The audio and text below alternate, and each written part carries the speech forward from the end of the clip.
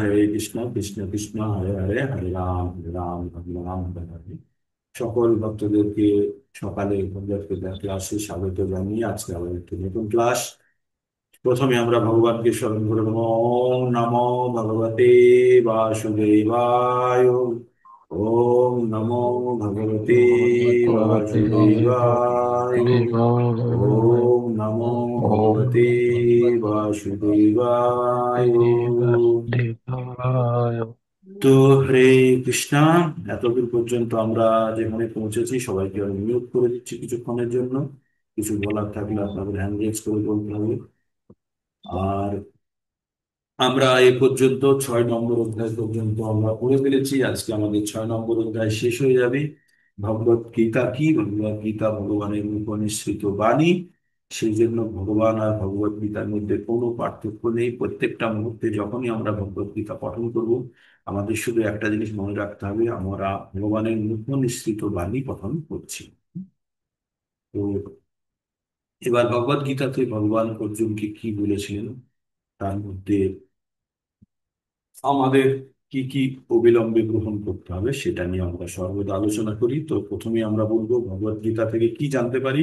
আমরা 5টি বিষয় সম্বন্ধে জানতে পারি। 5টি বিষয় কি কি? ঈশ্বর, আত্মা, সময়, প্রকৃতি এবং তুমি কর্ম। এই কর্মই হচ্ছে এই প্রথম 4টি বিষয়সমূহের মধ্যে প্রথম 4টি যে আমরা তথ্য দিলাম, এই 4টি তথ্য সকলের জন্য একই, ফিক্সড, কমন। আমাদের প্রত্যেকের ঈশ্বর এক, প্রত্যেকের আত্মা এক, প্রত্যেকের প্রকৃতি এক। প্রত্যেকের প্রকৃতি মানে যার মধ্যে আমরা বসে আছি, যেমন এখন আমরা জুম মন্দিরে বসে আছি, জুম মন্দির সকলের জন্যই এক। আর সময়, এখন যে সময় পাচ্ছে প্রত্যেকের জন্য। তো এই প্রত্যেকটা 4টে জিনিস আমরা প্রত্যেকের জন্য এক। তাহলে আমাদের পার্থক্য কোথায় হলো? আমাদের পার্থক্য হলো শুধু কর্মে। তাই কর্ম অত্যন্ত গুরুত্বপূর্ণ। এবং ভগবদ গীতাকে আমরা পঠন করি। আমরা ভাগ করেছি, আমরা পঠনের সুবিধার্থে 3টে ভাগে ভাগ করেছি। প্রথম ভাগটি হলো আমাদের কর্মযোগ, 1 থেকে 6 নম্বর অধ্যায় পর্যন্ত। 7 থেকে 12 পর্যন্ত হয়েছে ভক্তিযোগ। আর 13 থেকে 18 পর্যন্ত হয়েছে আমাদের জ্ঞান যোগ। তো এই হচ্ছে সংক্ষিপ্ত ভগবদ গীতার লে আউট বা বিস্তৃতি। এবার আমরা কর্মযোগ সম্বন্ধে প্রথম 1 থেকে 6 নম্বর অধ্যায় পর্যন্ত পড়লাম। এবার 6 নম্বর অধ্যায়ে আমরা যেটা পড়ছি সেটা ধ্যান যোগ। ধ্যান যোগে ভগবান বিভিন্ন যোগের মাধ্যমে ভগবান কিভাবে, যোগ কথার অর্থই হলো ভগবানের সঙ্গে যুক্ত হওয়ার পদ্ধতি। তাই বিভিন্ন যোগের কথা ভগবান বলেছেন ভগবদ্গীতায়। কর্মযোগের কথা বলেছেন, জ্ঞান যোগের কথা বলেছেন, বুদ্ধি যোগের কথা বলেছেন, ভক্তি যোগের কথা বলেছেন, অষ্টাঙ্গ যোগের কথা বলেছেন। বিভিন্ন যোগের কথা বলেছেন যার মাধ্যমে ভগবানের সঙ্গে যুক্ত হওয়া যায়। তো কর্মযোগের মধ্যে কর্মের বিভাগ তিনি তৈরি করেছেন। তারপরে তিনি বলেছেন কিভাবে মনকে সংযত করা হয়। মনের মধ্যে লুকিয়ে থাকে আমাদের কাম। কামের আশ্রয়স্থল হচ্ছে মন, বুদ্ধি আর ইন্দ্রিয় সমূহ। এই কাম হচ্ছে আমাদের সব থেকে বড় শত্রু। তাই কামকে আমাদেরকে দূর করতে হবে। এই কামকে যতক্ষণ না পর্যন্ত আমরা দূর করতে পারবো ততক্ষণ আমাদের মনোসংযোগ হবে না। আর এই মনের দ্বারা করতে হবে। তাই অর্জুনকে যখন ভগবান পুরো জ্ঞান দিলেন, আহ জ্ঞান দিতে দিতে উনি বললেন যে অর্জুন, তুমি এই সমস্ত যোগের মাধ্যমে তুমি নিজেকে কন্ট্রোল করো। তখন অর্জুন বললেন, ভগবান আপনি যে কথাগুলি বলছেন সব ঠিক আছে, কিন্তু মন এত চঞ্চল যে মনকে নিয়ন্ত্রণ করতে পারি না। তাই এই যোগ আমার দ্বারা হবে না। মানে অর্জুন সরাসরি বলে দিলেন এই যোগ আমার দ্বারা হবে না। তারপরে তখন ভগবান বললেন যে অর্জুন অর্জুন বললেন যে এই যোগ আমার দ্বারা হবে না, কারণ মন ভীষণ চঞ্চল। তারপরে ভগবান চঞ্চলতা দূর করার জন্য পদ্ধতির কথা বললেন। বললেন অভ্যাস আর বৈরাগ্যের দ্বারা মনকে নিয়ন্ত্রণ করা যেতে পারে। কি অভ্যাস? অভ্যাস করতে হবে বা অনুশীলন করতে হবে কিসের? 4টে নিয়ম আমরা যেমন বলেছি, সেই 4টে নিয়ম পড়লে আমাদের মন সংযত হবে। কি হবে 4টে নিয়ম? আমিষ বর্জন, ওই জুয়া বর্জন, 3 নেশা বর্জন, আর 4 নম্বর হচ্ছে অ অসঙ্গ, অবৈধ সঙ্গ বর্জন। এই 4 ধরনের আমাদের যে রেস্ট্রিকশন, এই 4টে রেস্ট্রিকশন করলে এর থেকে আমাদের মন মন সংযত হবে। আর কি করতে হবে? ভগবানের নিরন্তর সেবায় নিজেকে যুক্ত করতে হবে, কারণ মন কখনো খালি থাকতে পারে না, কিছু না কিছু সবসময় তার মধ্যে আসতে থাকবে। তাই যখন মনের মধ্যে আমরা অন্য কোনো ভারী জিনিস ঢুকিয়ে দেবো, মানে গুরু জিনিস ঢুকিয়ে দেবো, গুরু মানে যা, যেটাকে বেশি ভারী বলা হয়, তাই গুরু জিনিস যখন আমাদের মনের মধ্যে ঢুকে যাবে, তখন কিন্তু আর হালকা জিনিস থাকতে পারবে না। যেমন একটা বোতলের মধ্যে হাওয়া ঢুকে আছে, তো এই হাওয়াকে যদি আপনাকে বলতে বলি যে হাওয়া বার করুন, বার করা অসম্ভব। আপনি ওই জায়গাটাকে শূন্য করতে পারবেন না। হাওয়া বার করতে গেলে আমরা কখনো মুখ দিয়ে টানি না, টেনে হাওয়া বার করতে যাই, আমাদের জিভ ঢুকে যাবে, তবুও থেকে আমরা পুরো হাওয়া বার করতে পারবো। কিন্তু অতি সহজে হাওয়াটি বার করা যায় কিভাবে? ওর মধ্যে জল বা তেল ঢেলে দিলেই বায়ু বেরিয়ে চলে যাবে, আর বায়ু সেখানে প্রবেশ করতে পারে। এমনি আমাদের মন কখনো খালি থাকে না, মনে কিছু না কিছু থাকবেই, সুযোগ বিকল্প থাকে। তাই যদি মনের মধ্যে যদি ভগবানকে যদি আমরা বসিয়ে দিতে পারি, তাহলে বাইরের অন্যান্য চিন্তা বা অন্যান্য আমাদের যেগুলো বিচলিত করে সেগুলো আসতে পারে। তাই ভগবান বলেছিলেন, বললেন এই চ্যাপ্টারে ভগবান বলেছেন যে আমাদের ইন্দ্রিয় সমূহকে আমাদের নিয়ন্ত্রণে এনে কি করতে হবে? ইন্দ্রিয় সমূহকে আমাদের নিয়ন্ত্রণে এনে আমাদের মনকে মনকে আত্মার উপরে স্থিত করতে হবে।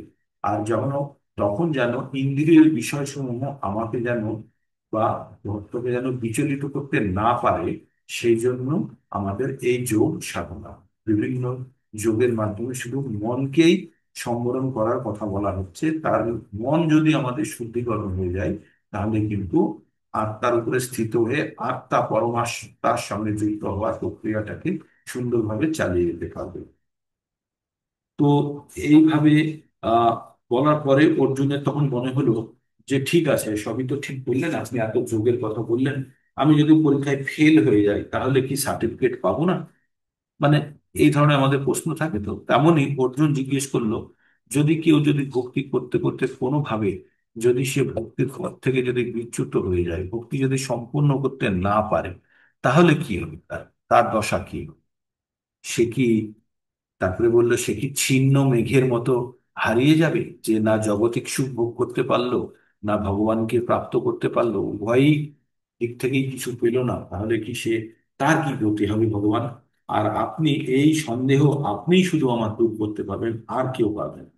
তারপর ভগবান বললেন যে শুভ অনুষ্ঠানকারী ও পারমার্থী বিদের ইহলোকে এবং পরলোকে কোনো দুর্গতি হয় না।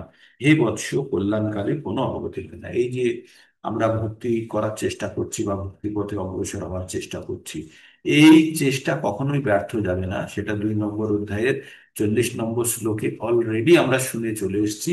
নেহা বিপ্রমনা স্বস্তি প্রত্যব্যায় না বিদ্যতে স্বল্পমপস্য ধর্মস্য ত্রয়াতে মহাতো। সামান্যতম ভক্তি পথে অগ্রগতি হয়ে থাকলে আমাদের মহান ভয় থেকে বাঁচায়। মহান ভয় কি? মৃত্যু ভয়। তাই আমাদের মহান ভয় থেকে আমাদেরকে বাঁচাতে পারে। তাই এখানেও সেই কথার পুনরাবৃত্তি হলো। কি বললো? পার্থ নৈবেহ নামূত্র বিনাশস্তস্য বিদ্যতে নাহি কল্যাণ কৃত কশ্চিদ দুর্গতি তাত গচ্ছতি। ভগবান পরমেশ্বর ভগবান বললেন, হে পার্থ, শুভ অনুষ্ঠানকারী পারমার্থবিদ দের ইহলোকে পরলোকে কোনো দুর্গতি হয় না। হম। এই বৎস, কল্যাণকারী কখনো অধোগতি হয় না। তারপরে ভগবান এইবার বললেন, এইবার 41 নম্বর শ্লোকে যে কথাটা বলেছিলেন, কি বলেছিলেন? প্রাপ্য পুণ্য কিতাং লোকানুস্থিতা শাশ্বতী সোমা সুচিনাং শ্রীমতাং গেহে যোগ ভ্রষ্ট অভিজায়। যারা যোগ করতে করতে ভ্রষ্ট হয়ে গেছে, রাস্তা ভুলে গেছে বা পৌঁছতে, অভীষ্ট লক্ষ্যে পৌঁছতে পারেনি, তখন কি করেছেন, কি বলছেন ভগবান? বলছেন প্রাপ্য পুণ্য কিতান, যতখানি পুণ্য অর্জন করেছে এই জড়জগতে বিভিন্ন কর্মকাণ্ডের ফলে বা ভগবত ভক্তির ফলেও, ভগবত ভক্তি প্রাপ্ত না হলেও যতখানি পুণ্য তার সঞ্চয় হয়েছে, সেই পুণ্য সঞ্চয়ের ফলে সে কি করবে? সে একটি উচ্চ লোকে বা স্বর্গলোক আদিতে তার, সেখানে তার স্থাপিত হবেন তিনি, সেখানে জন্মগ্রহণ করবেন, করে সেখানে ভীষণ অনেক দিন ধরে তিনি ভোগ করবেন। তারপরে কি হবে? তারপরে যখন প্রাপ্য পুণ্য কি তান, যখন তার প্রাপ্য পুণ্য, যখন তার সঞ্চিত পুণ্য শেষ হয়ে যাবে, তখন কি হবে? তিনি আবার মর্ত্যলোকে ফিরে আসবেন। মানে এটাই হচ্ছে পদ্ধতি।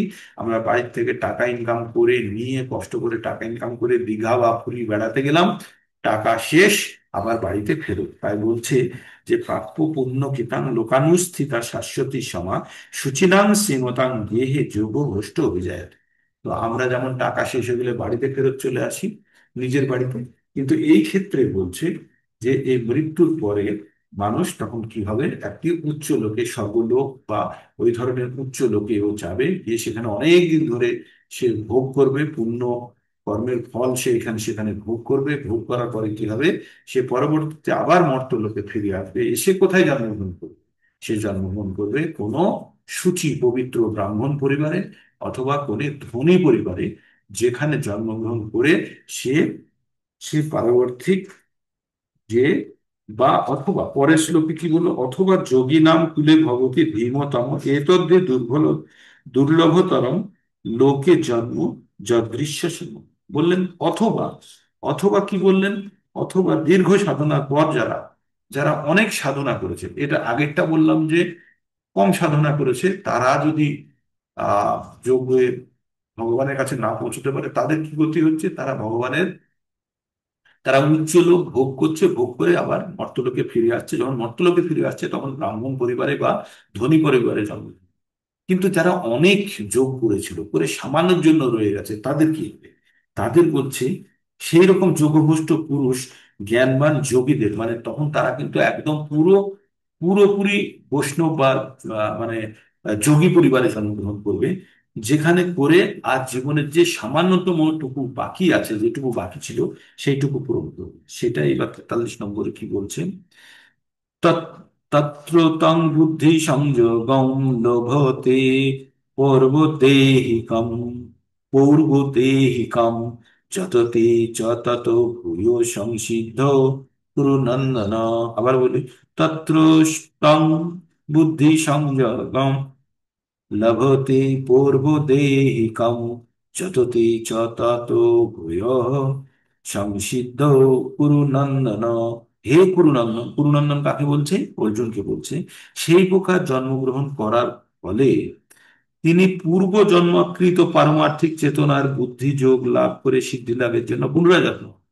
এখানে কি বলছে যে আগে আগে যে ভগবত ভক্তি করে রেখেছিল, সেই ভগবত ভক্তির ফল হিসাবে সে তো কি করলো, সে তো উচ্চ লোকে গিয়ে অনেক জন্ম, অনেক ভোগ করার পরে আবার মর্ত্যলোকে ফিরে এসেছে। কোথায় জন্মগ্রহণ করেছে? কোনো ব্রাহ্মণ পরিবারে বা কোনো ধনী পরিবারে জন্মগ্রহণ করেছে। করার পরে কি করছে সে, যে পূর্বকৃত কর্ম যেখানে ছেড়েছিল, আগের কর্ম যেখানে ছেড়েছিল, সেইখান থেকে আবার পরবর্তী তার আধ্যাত্মিক চেতনার বিকাশ হবে। এবং তারপরে কি করবে, সে পরবর্তী যতখানি বাকি ছিল সেই বাকি কর্ম ভগবানের ভক্তি বা যোগের অবস্থা সম্পূর্ণ করার পরে সে চিরকালের মতো এই জন্ম মৃত্যু চক্র থেকে মুক্ত হয়ে ভগবত ধামে প্রবেশ করবে। তারপর কি লিখেছে, ভগবান বলছেন, পূর্বভাসেন তে নৈব হ্রিয়াতে হি অবশস্যসি স জিজ্ঞাসুরপি যোগ্যস্য শব্দ ব্রহ্মতি বর্ততে। তিনি পূর্বজন্মের অভ্যাসের ফলে স্বাভাবিকভাবে যোগ সাধনার প্রতি আকৃষ্ট হবে। আমরা দেখি না, কোনো কোনো বাড়িতে কোনো কোনো বাচ্চা জন্মগ্রহণ করেছে, করে প্রথম থেকেই ভগবান ভক্তি মানে অসীম ভগবান ভক্তি, মানে তারা আর অন্য কিছু তারা শুনতে চায় না বা বুঝতে চায় না, বিশাল ভাবে তারা ভগবানের প্রতি আকৃষ্ট। তো এই সমস্ত যারা বাচ্চাগুলো বা যারা জন্মগ্রহণ করে, তারা পূর্ববর্তী জীবনের সম্পূর্ণ স্বীকৃতি নিয়ে এসছে, এবং এই পরবর্তী সে আগের জীবনে যেটুকু সম্পূর্ণ করতে পারেননি, সেই কর্মটুকু সম্পাদন করার জন্য, সেইটাকে সম্পন্ন করার জন্য পুনরায় তারা জন্মগ্রহণ করেছে, এবং অচিরেই তারা সেই কার্য সম্পন্ন করে তারা আহ তারা চরম ব্রহ্ম শব্দ, মানে শাস্ত্রজ্ঞ কর্ম মার্গ আবর্তিত অতিক্রম করে। তারা কি করবে, শব্দ ব্রহ্ম, মানে ওই যোগের দ্বারা তারা পূর্বকৃত অভ্যাসের ফলে স্বাভাবিকভাবে যোগ সাধনা করতে আকৃষ্ট হয়। এইরূপ যোগ শাস্ত্রের জিজ্ঞাসু পুরুষ শাস্ত্রোক্ত, শাস্ত্র দ্বারা বর্ণিত সকাম কর্মমার্গকে অতিক্রম করে। মানে আমরা সবসময় ফেঁসে যাই কোথায়, সকাম কর্মমার্গ, মানে যেখানে পুণ্য হয় সেই ধরনের কর্ম কিন্তু অত্যন্ত বিপজ্জনক। কারণ আমাদের জন্ম মৃত্যুর চক্রে পুণ্য করলেও কিন্তু আমাদের জন্ম মৃত্যুর চক্রে আমরা বাধা পড়ে যাব। তাই বলছে সকাম কর্ম মার্গে প্রদত্ত ফলের থেকে উৎকৃষ্ট ফল লাভ করেন। তার থেকে উৎকৃষ্ট, সকাম কর্মের থেকে উৎকৃষ্ট ফল লাভ কি? ভগবানের সান্নিধ্য পাওয়া। তারপরে বলছে, ভগবান কি বলছেন? প্রয়ত প্রযত্ন দাত যত মানস্ত যোগী সংশুদ্ধি কিলমেষ অনেক জন্ম সংসিদ্ধ সংসিদ্ধস্তত যতি পরাম গতিম। কি বললেন? ভগবান বললেন প্রয়ত্নাৎ যত মান্তু যোগী সংশুদ্ধ কিলমিষ অনেক জন্ম সংসিদ্ধ তত ইয়াতি পরাম গতিম। ভগবান বললেন, যোগী এই জন্মে উন্নতি সাধন করার জন্য ঐকান্তিক ভাবে প্রয়াসী হয়ে সব রকম কলুষমুক্ত হন এবং বহু জন্মের সাধনার ফলে সিদ্ধি লাভ করে পরম গতি লাভ করেন। মানে আগের জিনিসগুলো যে বলছে, যে আগের যদি কিছু, আমাদের আগের জন্মের যদি কিছু বেঁচে থাকে, তাহলে সেই বেঁচে থাকা যতখানি, কলকাতা থেকে দিল্লি যাওয়ার পথে কেউ যদি আসানসোল পর্যন্ত গিয়ে থাকে, সে আর কলকাতায় ফিরে আসবে না।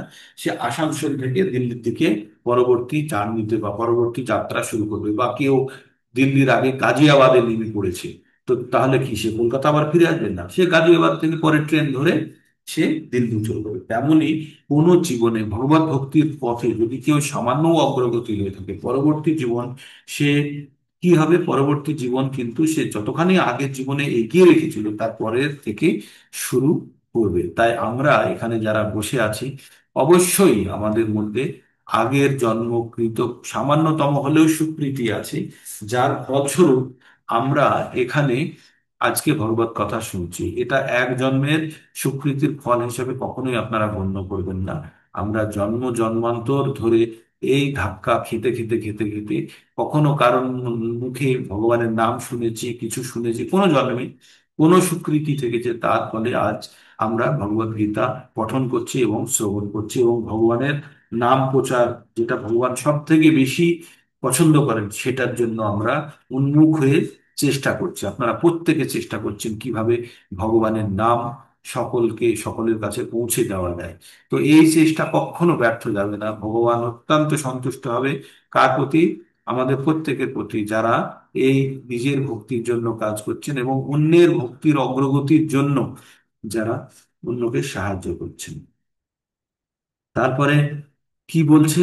বলছে জন্ম জন্মান্তরের বহু পুণ্যের ফলে কেউ যখন পাপ ও জড় জগতের মোহময় দ্বন্দ্ব থেকে সম্পূর্ণরূপে মুক্ত হন, তখন তিনি দৃঢ় সংকল্পের সঙ্গে ভগবানের সঙ্গে যুক্ত হন। কি বলছে? তে শান্তন্ত গতং পাপং জননাং পুণ্য কর্মণাং তে দ্বন্দ্বমোহর নির্মুক্তা ভজন্তে মাম দৃঢ়ব্রতা।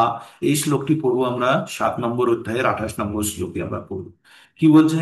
যে শান্তন্ত গতং পাপং, মানে যাদের পাপ সম্পূর্ণরূপে শেষ হয়েছে, জননাং পুণ্য কর্মনাং, এবং পুণ্যবান ব্যক্তিদের মতো, তে দ্বন্দ্বমোহন নির্মুক্তা, কি হবে? তার মধ্যে আর কোনো দ্বন্দ্বও থাকবে না, কোনো মোহও থাকবে না। আর এই রকম অবস্থায় কি করবে সে? একদম একনিষ্ঠ হয়ে ভগবানের প্রতি দৃঢ়ভাবে ভজনা করবে। ভজন্তে মাং দৃঢ়ব্রতা, মানে মনের মধ্যে সঠিক ভাবে নিজেকে স্থির করবে, বলবে এটাই আমার কাছে একমাত্র মুক্তির পথ আর এটাই আমার পরম কর্তব্য। এইরকম দৃঢ় ভাব যখন মনের মধ্যে আসবে, তখন সে আর কিন্তু কোনো ধরনের ভজন ক্রিয়া থেকে সে কিন্তু আর বিচ্যুত হবে না। তো এটি এটি কিসে বললেন? ভগবান বললেন ভজন্তি মাম তে যে সাংকান্ত গতং পাপং জননাং পুণ্য কর্মণাং তে দ্বন্দ্ব মোহর নির্মুক্তা ভজন্তি মাম দৃঢ়ব্রতা। কারা? যখন তার মন থেকে মোহ আর দ্বন্দ্ব দূর হয়ে গেছে, যখন তার পাপের ঝুলি সম্পূর্ণরূপে ফুটো হয়ে সমস্ত পাপ তার ঝুলি থেকে বেরিয়ে গেছে, এই মতো অবস্থায় পুণ্য ব্যক্তিরা যেমন করেন, তার পুণ্য কর্মের ফলস্বরূপ তার কি করবে? তার কাছে এই সুবিধা আসবে এবং তিনি দৃঢ় সংকল্পের সঙ্গে ভগবানের সেবায় যুক্ত হবেন। তারপরে এবার 46 নম্বর শ্লোকে ভগবান কি বলছেন? তপস্য তপস্বীভ্য অধিক যোগী জ্ঞানভ্যোপি মতাধিক কর্মভ্যোচ্চ অধিকো যোগী তস্মাৎ যোগী ভবার্জুন। কি কি বললো, তপস্যভ্য অধিক যোগী, মানে তপস্বীদের চেয়েও, তপস্বীভ্য অধিক যোগী, মানে তপস্বীদের থেকে অধিক, বেশি কে, যোগী। মানে বলছে তপস্বীর থেকে যোগ ভালো, জ্ঞানী, জ্ঞানীদের থেকেও যোগী ভালো, কর্ম, কর্মকারী যারা আছে, যারা কর্ম করেন তাদের থেকেও যোগী ভালো। তসমাৎ যোগী ভাবার জন্য, হে অর্জুন, সুতরাং তুমি যোগী হও। তাই কি বললেন? বললেন যোগী তপস্বীদের থেকেও ভালো, জ্ঞানীদের চেয়েও শ্রেষ্ঠ, সকাম কর্মীদের থেকেও শ্রেষ্ঠ। অতএব অর্জুন, তুমি সর্বদা যোগী হও। যোগী মানে কি? কারা যোগী? যারা যোগ সাধনা, যারা, যারা যোগ সাধনা, যারা ভগবানের সঙ্গে যুক্ত হওয়ার প্রক্রিয়ায় লেগে থাকে তাদেরকে বলা হয় যোগী। আপনারা কি? আমরা কি? আমরা সকলে যোগী। কি যোগ সাধনা করছি আমরা? ভগবানের কথা শ্রবণ করছি, ভগবানের কথা বলছি, আমরা সাধু সঙ্গ করছি, আমরা নাম জপ করছি, আমরা কীর্তন করছি। এগুলো সব ভক্তি যোগের অঙ্গ। আমরা ভক্তি যোগের দ্বারা আমরা ভগবানের সঙ্গে যুক্ত হওয়ার চেষ্টা করছি। তাই এগুলি কার থেকে ভালো? জ্ঞান যোগের থেকে ভালো, এটি কর্মযোগের থেকে ভালো, এবং এটা তপস্যার থেকেও ভালো। তাই আমরা, আমাদেরকে অর্জুনের মাধ্যমে আমাদেরকে বলছে আপনারা সব যোগী হন। যোগী মানে যে, যে কর্মকাণ্ডের দ্বারা ভগবানের সঙ্গে যুক্ত হওয়ার চেষ্টা করা।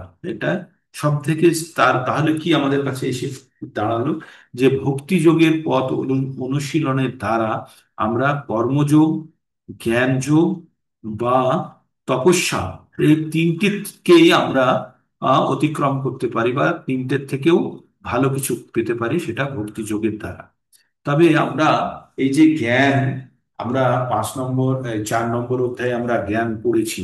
তো জ্ঞান না হলে কারোর প্রতি আমাদের ভক্তি যে বাড়বে না, বা আমাদের যে ভক্তি আছে সেটাকে আরো দৃঢ় করার জন্য আমরা জ্ঞান যোগের পর্বগুলি অবশ্যই পড়ব। সেখানে আমাদের একটা জিনিস বারবার বলা হবে, যে এই যে ভক্তি যোগের পথে চলতে গেলে আমাদের মনে যে দৃঢ়তা দরকার, যে আমাদের শক্তি দরকার, সেই শক্তি আসবে কিন্তু জ্ঞান যোগ দ্বারা। তাই 7 নম্বর অধ্যায়ে একটি কথা বলা হয়েছে, বহুনাম জন্ম নামান্তে জ্ঞান মান মান প্রপদ্যতে, বাসুদেব সর্বমিতির মাহাত্ম্য স সুদূরভাব।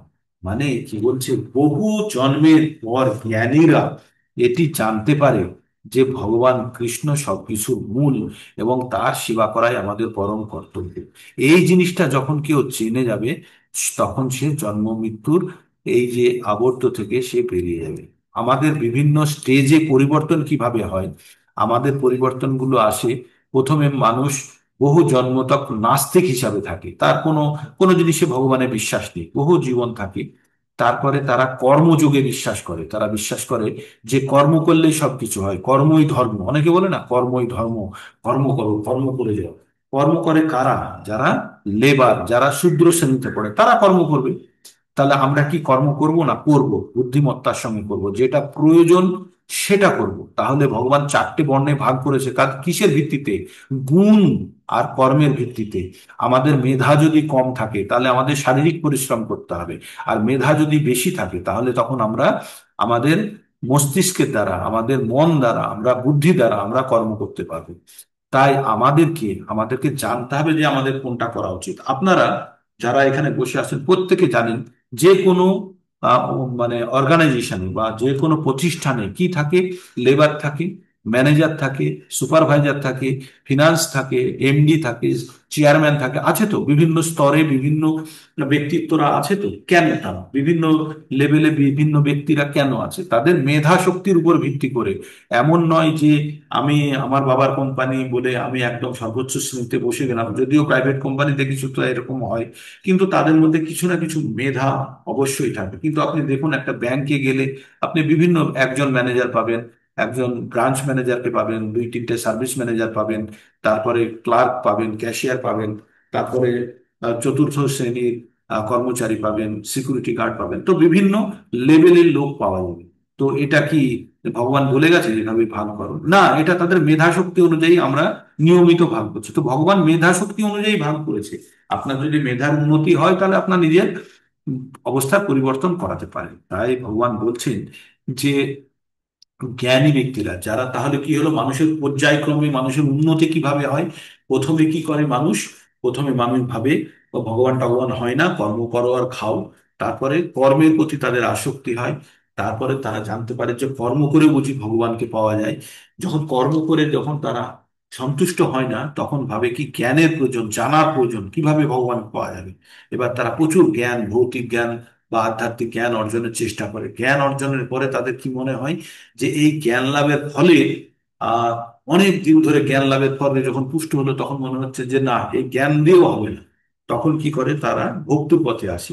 এবার ভক্তির পথে যখন আসে, কি ভক্তি করে, বিভিন্ন দেব দেবতার ভক্তি করে, বিভিন্ন দেব দেবতার পুজো অর্চনা করে এবং প্রাপ্য ফল পেয়ে খুব সন্তুষ্ট হয় এবং ওই ফল বারবার ভোগ করে। তখন মনে হয় যে বারবার এই একই জিনিস করছি। তারপরে পরবর্তীতে যখন আরো জ্ঞান সঞ্চয় করে ভক্তির পথে, তখন সে জানতে পারে যে ভগবানের ভক্তি করলে তবেই বেরোনো যায়, দেবতাদের দেব দেবতাদের ভক্তি করলে জন্ম মৃত্যুর আবর্ত থেকে বেরোনো যায় না। কারণ ভগবান বলছে, ইয়ান্তি দেবব্রত দেবান। ইয়ান্তি মানে যায়, দেবব্রত দেবান মানে দেবতাদের ভক্তি করলে দেবতাদের স্থানে যাওয়া যায়। ইয়ান্তি দেবব্রত দেবান পিত্রানান্তি পিত্রব্রতা। যারা পিতামাতার সেবা করে তারা পিতৃলোকে যায়। যারা দেবতাদের সেবা করে বা দেবতাদের সান্নিধ্য পাওয়ার চেষ্টা করে, দেবতাদের ভক্তি করে, তারা দেব দেবতাদের লোকে যায়। তো দেব ইয়ান্তি দেবব্রত দেবান পিত্রানান্তি পিত্রব্রতা ভূতানি আন্তি ভূতে যা। যারা ভূত পেত নিয়ে কালচার করে, যারা ভূত পেতের, যারা তপস্যা করে, তারা ভূত পেতের লোকে যায়। ইয়ান্তি মম যাজিন। আর আমার যারা পুজো করে, আমার যা প্রতি যারা ভক্তি করে, তারা আমার লোকে যায়। তো ভগবান এই কথাটা বলেছে 9 নম্বর অধ্যায়ে গিয়ে আমরা পড়বো। তাই বলেছে, ইয়ান্তি দেবব্রত দেবান পিতৃনান্তি পিতৃব্রতা ভূতানি আন্তি ভূতের যা ইয়ান্তি মম জানি অভিমান। মানে আমার ভক্ত যারা, তারা আমার কাছে আসে। তো এইভাবে ভগবান বিভিন্ন পর্যায়ে মানুষের অগ্রগতির কথা বলেছে। আমরা বলি না, যেমন জল থেকে জলজ হয়, তারপরে ক্রীড়া মকড়া, তারপরে পাখি, তারপরে পশু, তারপরে কুকুর, গরু, মানুষ। এইভাবে পর্যায়ক্রমে বিবর্তন হতে হতে এবার মানুষের মধ্যে প্রথমে হয় নাস্তিক, তারপরে কর্মী, তারপরে জ্ঞানী, তারপরে দেব দেবতাদের পুজো করে, তারপরে শেষ পর্যায়ে গিয়ে তখন ভগবানের ভক্তির পথে আকৃষ্ট হয়। এবং এটাই হচ্ছে মানুষের যাত্রার শেষ অবস্থা, যেখানে ভক্তিযোগের পথে যারা উন্নত হয়ে যায় বা ভক্তিযোগকে যারা অতিক্রম করে নিতে পারে, তারা চিরকালের মতো আর এই জন্ম মৃত্যুর চক্র থেকে তারা তারা মানে এই নিষ্কৃতি পেয়ে যায়। তারা ভগবানের মানে অসীম সেবায় নিজেদেরকে নিযুক্ত করে তারা কিন্তু পরম সান্নিধ্য লাভ করে। তো এই গেল আহ 46 পর্যন্ত। এবার 47 নম্বর শেষের শ্লোকটি বলছে, ভগবান তাই অর্জুনকে কি আদেশ দিল, তুমি যোগী হও। এইবার ভগবান পরবর্তী অধ্যায়ে কি হবে তার একটা সূচনা এখানে দিচ্ছেন। ভগবান বলছেন, যোগী না তুই। এটা খুব গুরুত্বপূর্ণ, এই এই শ্লোকটি খুবই গুরুত্বপূর্ণ। আপনারা এটাকে মুখস্থ করার চেষ্টা করবেন। যোগী নাম অপি সর্বেষাম মদ্গতেন অন্তর আত্মনাহ শ্রদ্ধাবানো ভজতে যো মাম স্বামী যুক্ত তম মতঃ। কি বললেন ভগবান? যোগিনাম অপি সর্বেষাম মদ্গতিন অন্তর আত্মনঃ শ্রদ্ধাবানো ভজতে মাম শ্রদ্ধাবানো যো মাম শ্রদ্ধাবানো ভজতে যো মাম স্বামী যুক্ত তমো মতাঃ। যিনি শ্রদ্ধা সহকারে মতগত চিত্তে, আমার মতগত চিত্তে মানে হচ্ছে মতগত মানে মন ভগবানের কাছে ঘিরবে রাখা, বলে না, ভগবানের কাছে সমর্পণ করে। কি বলছে? যিনি শ্রদ্ধা সহকারে মন ভগবানের কাছে সমর্পণ করে ভগবানের ভজন করে। নাকি আমি নাম জপছি আর আমার মন দিকে দিকে হচ্ছে না, সম্পূর্ণরূপে ভগবানের কে সমর্পিত হয়ে যখন কেউ ভগবানের ভজনা করে, তিনি সর্বশ্রেষ্ঠ ভাবে, তিনি সব থেকে অন্তরঙ্গ ভাবে ভগবানের সঙ্গে যুক্ত। মানে আমরা ভগবানের সঙ্গে যে যোগ করছি, যোগ মানে হচ্ছে যুক্ত হওয়ার পদ্ধতি। তাই মন ভগবানে অর্পণ করে সম্পূর্ণভাবে ভগবানের উপরে নির্ভরশীল হয়ে যখন আমরা ভগবানের ভজনা করছি, দৃঢ়ভাবে প্রতিষ্ঠিত হয়ে আমাদের ভজন ক্রিয়ায় যখন ভগবানের ভজনা করছি, তখন ভগবান কি বলছেন? বলছে অন্তরঙ্গ, সব থেকে অন্তরঙ্গ ভাবে যুক্ত হয় এবং তিনি সমস্ত যোগীদের মধ্যে শ্রেষ্ঠ, তিনি সেটি আমার অভিমত। ভগবান তাই বললেন যে এখানে ভজতে কথাটা হচ্ছে ভজ ধাতু থেকে এসছে। ভজ কথাটি শব্দ হচ্ছে উৎপত্তি হচ্ছে কোথা থেকে, সেবা অর্থ। এই ভজ ধাতু ব্যবহার হয় পূজা করা বা ভজনা করা, এই দুটি শব্দ একই। পূজা কাদের করা হয়? দেব দেবতাদের পুজো করা হয়, আর ভজনা করা হয় ভগবানের। ঠিক আছে? তো এটা আমাদের জানতে হবে, আমরা ভগবানের কি করি? ভজনা করি, আর দেব দেবতাদের পুজো করি। ভগবানের পুজো করতে পারেন, কিন্তু পুজো যে জিনিসটা সেটা হচ্ছে ভজনার থেকে পরবর্তী নিচের স্তর। ঠিক আছে? তাই আমাদের কি করতে হবে? ভজনা করতে হবে। তাই অর্জুনকে বলেছে, অর্জুন তুমি যোগী হও, তুমি আমাতে মন প্রাণ লাগে, তুমি দৃঢ়ভাবে আমার ভজনা করো। হুম। তাই এই শ্লোকে ভজন্তি শব্দটি ব্যবহার করেছেন ভগবান পরমেশ্বরের। আর তাই পরমেশ্বর ভগবানের উদ্দেশ্যেই ভজন্তি কেবল প্রযোজ্য। ভগবানের উদ্দেশ্যে এখানে তাই লেখা আছে 2 নম্বর প্যারাতে, তাই লেখা আছে ভগবানের উদ্দেশ্যে ভজন্তি কেবল প্রযোজ্য। কিন্তু পূজা শব্দটি দেব দেবতা ও অন্যান্য জীবের ক্ষেত্রে ব্যবহার করা যায়। পুজো দেব দেবতাদের হতে পারে, কিন্তু ভজনা শুধু ভগবানের হবে, আর কারোর ভজনা করা যাবে না। তার মানে ভজনা কথাটি, ভজন যে আমরা ভজনা করি, সেটা শুধু ভগবানের সঙ্গে যুক্ত। ভগবান কে? ভগবান ঈশ্বর পরম কৃষ্ণ সচ্চিদানন্দ বিগ্রহ অনাদির আদি গোবিন্দ সর্বকারণ। তো আর একটু রয়ে গেল, করে দিচ্ছি আমি। সব রকমের যোগ সাধনার চরম পরম পরিণতি হচ্ছে ভক্তি যোগ। ভালো করে মন দিয়ে শুনুন। সব রকমের যোগ সাধনার চরম পরিণতি হচ্ছে ভক্তি যোগ। অন্যান্য সমস্ত যোগের উদ্দেশ্য ভক্তি যোগের মাধ্যমে ভগবত ভক্তির স্তরে উন্নীত হওয়া যায়। যোগ বলতে প্রকৃতপক্ষে ভক্তি যোগকেই বোঝায়, আর অন্য সমস্ত যোগ ক্রমান্বয়ে ভক্তি যোগের সঙ্গে যুক্ত হয়। আমরা যতগুলো যোগ করি, জ্ঞান যোগ, কর্মযোগ, অষ্টাঙ্গ যোগ, পরবর্তীতে এই যোগ করার পরবর্তীতে এসে একজন ভক্তি যোগে এসে পতিত হয়। তার মানে আপনারা যদি কেউ, আমরা যদি সবাই ভক্তি যোগের অংশ হিসেবে বা ভক্তি যোগে আমরা যুক্ত হয়ে গেছি, তাহলে জানবেন আমরা কোনো না কোনো জন্মে আমরা সব এই সব যে যোগগুলো কথা বলছে হয়তো আমরা করে এসেছি। তাই আমরা সৌভাগ্যবশত বর্তমানে আমরা ভক্তি যোগের পথে যাওয়ার চেষ্টা করছি। তাই ভক্তি যোগে যখন কেউ আসে, তার আগে ক্রমান্বয়ে ভক্তি যোগেই যুক্ত হয়। কর্ম থেকে শুরু করে ভক্তিযোগ পর্যন্ত 8টি আত্মতত্ত্ব জ্ঞান লাভের সুদীর্ঘ পথ। নিষ্কাম কর্মযোগ থেকে এই পথের শুরু। কর্মযোগের পরে জ্ঞান ও বৈরাগ্যের উদয়, সেই স্তরকে বলা হয় জ্ঞান যোগ। দৈহিক ক্রিয়াকলাপের মাধ্যমে যখন জ্ঞান যোগের সঙ্গে ধ্যান যোগ যুক্ত হয়, মনকে পরমাত্মায় একাগ্র করা হয়, তাকে বলা হয় অষ্টাঙ্গ যোগ। অষ্টাঙ্গ যোগকে অতিক্রম করে ভগবান শ্রীকৃষ্ণের শরণাগতি হওয়ায় ভক্তি যোগের পরিণতি। প্রকৃতপক্ষে এই ভক্তি যোগই চরম লক্ষ্য।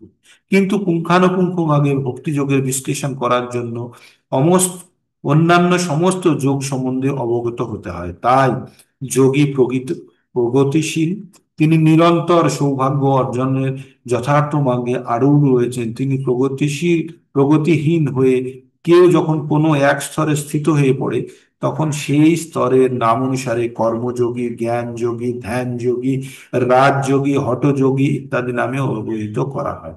পরম সৌভাগ্যের ফলে কেউ যদি ভক্তি যোগের স্তরে উন্নীত হয়, তখন বুঝতে হবে তিনি অন্যান্য সব যোগের স্তর ইতিমধ্যেই অতিক্রম করেছেন।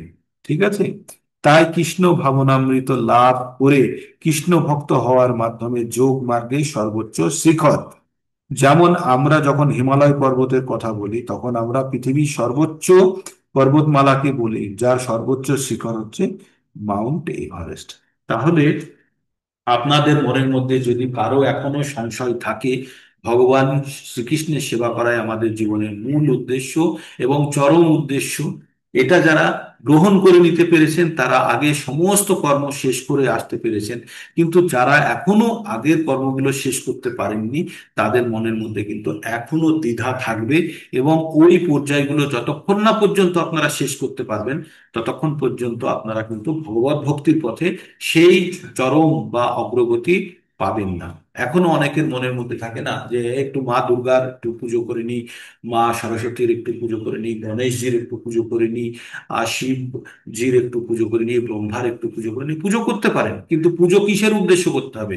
যে পুজো করতে হবে এই বলে যে ভগবান তুমি আমাকে ভক্তির পথে অগ্রসর হওয়ার জন্য আমাকে ভগবানের চরণে আমাকে স্থাপিত করো, এটাই হবে আমাদের চাওয়া। কিন্তু যদি আমরা সকাম কর্মের জন্য ভগবান শিবের পুজো করে যাচ্ছি, ভগবান তুমি আমাকে একটা সুন্দর স্বামী দাও, বা একটা দুর্গার পুজো করছি, ভগবান আমাকে সুন্দর স্ত্রী দাও, তো ভগবান মানে দেব দেবতারা দিয়ে দেবেন। কিন্তু তা দিয়ে কিন্তু আমাদের চরম উপলব্ধি হবে না। চরম উপলব্ধি কি? আমাদের ভগবানের চরণাশ্রয় পাওয়া। ভগবান মানে ভগবান, যখনই আপনাদের ভগবান কথাটি বলবো তখন আপনাদের সব সময় ভগবান কৃষ্ণের কথা মনে করতে হবে। কিন্তু ভগবান সকলেই ভগবান নয়। ভগবান মানে একেলা ঈশ্বর কৃষ্ণ, বাকি সব ভিন্ন। এটা আপনাদের জানতে হবে, ঠিক আছে? তো ভগবান মানে শুধু কৃষ্ণ, ঈশ্বর পরম কৃষ্ণ, ঠিক? তো ভগবান কৃষ্ণই একমাত্র পরম পরম ভোক্তা, ভোক্তারাম যোগ্যতা পশ্যাম সর্বলোক মহেশ্বরম সুহৃদম সর্বভূতানাম জ্ঞাতামাম শান্তির ইচ্ছুতি। তো আমরা যখন এই জ্ঞানগুলো আমরা যখন লাভ করছি, তো ধীরে ধীরে আমাদের ভক্তির পর্যায়টা উন্নত স্তরে যাচ্ছে। এই হলো আমাদের 6 নম্বর অধ্যায়ের সমাপ্তি। 6 নম্বর অধ্যায়ের পরে আমরা পরবর্তীতে কাল থেকে আমরা নতুন চ্যাপ্টারে চলে যাব, জ্ঞান বিজ্ঞান যোগ ভক্তি যোগের মধ্যে প্রবেশ করব। আমরা 2 মাস আমরা 2 মাস ধরে আমরা কর্মযোগ সম্বন্ধে পড়লাম। এবার পড়বো আমরা ভক্তি যোগ, আর তারপরে জ্ঞান যোগ, তবে আমাদের ভগবদ গীতা শেষ হয়ে যাবে। এই ছিল আজকের প্রোগ্রাম। আপনারা ক্যামেরা অন করবেন যারা যারা পারবেন। আর যাদের যাদের টিম লিডারদেরকে আমি আবার বলছি, যাদের যাদের টিমের মেম্বাররা জয়েন করছে না, তারা অবশ্যই গ্রুপ মেম্বারের সঙ্গে কথা বলুন, অসুবিধা থাকলে জানার চেষ্টা করুন। আর যদি কোনো ধরনের যে ধরনের প্রবলেম থাকুক, তাদের থেকে আমাদের জানতে হবে। তো ভগবদ গীতা আমরা ধীরে ধীরে ভগবদ গীতার ভিতরে প্রবেশ করছি, ভক্তি যোগের ভিতরে প্রবেশ করছি। ভগবান সম্বন্ধে আরো বিশদ আমরা জানতে পারবো, স্ন্যাপশট হয়ে গেল। আর ভগবানের সম্বন্ধে যত আমরা জানবো, ভগবানের প্রতি আমাদের আরো বেশি তীব্র আকাঙ্ক্ষা হবে, আকৃষ্ট হব ভগবানের প্রতি। আর এটাই আমাদের জীবনের চরম পাওয়া। ঠিক আছে, আপনাদের কিছু বলার থাকলে হ্যান্ড রেজ করে বলুন। আর না হলে আমরা এখানে আজকের প্রোগ্রাম শেষ করব। হরে কৃষ্ণ কৃষ্ণ কৃষ্ণ হরে হরে, হরে রাম রাম রাম হরে হরে। সবাই ভালো করে ভক্তি করুন, ভালো থাকুন। বাঞ্ছা কল্পতরুভ্যশ্চ কৃপা সিন্ধুভ্য এব চ পতিতানাং পাবনেভ্যো বৈষ্ণবেভ্যো নমো নমঃ।